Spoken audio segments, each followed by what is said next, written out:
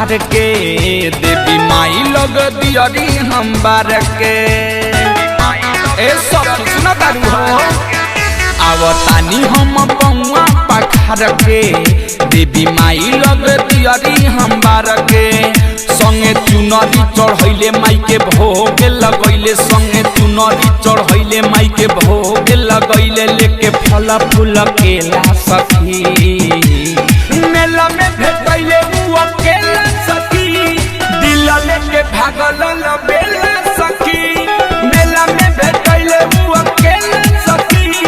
दिल लेके भागल लबेला सखी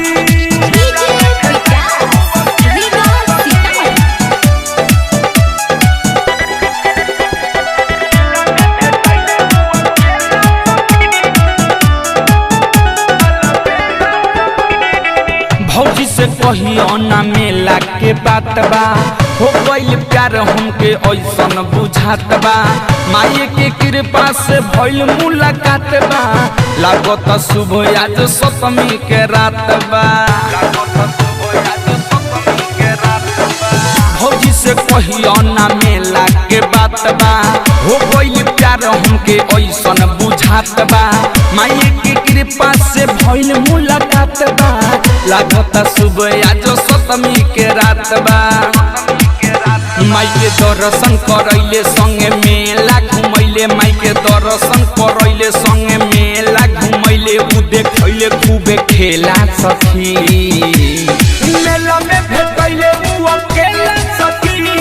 दिल लेके भागल लबेला सखी मेला में भेटैले उ अकेला सखी दिल लेके भागल लबेला सखी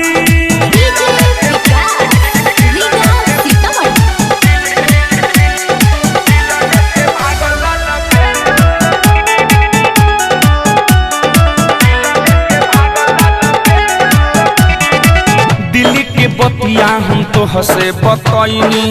खोजत खोजत सखी हम हार गईनी मिलेला फेरू भइल बा बेचैनी ऐसन भर बड़ी भाग से हम पैनी ए सब सुन तारू हो दिल्ली के बतिया हम तो हसे बतैनी खोजत खोजत सखी हम हार गईनी मिलेला फेरू भइल बा बेचैनी ऐसन भर बड़ी भाग से हम पैनी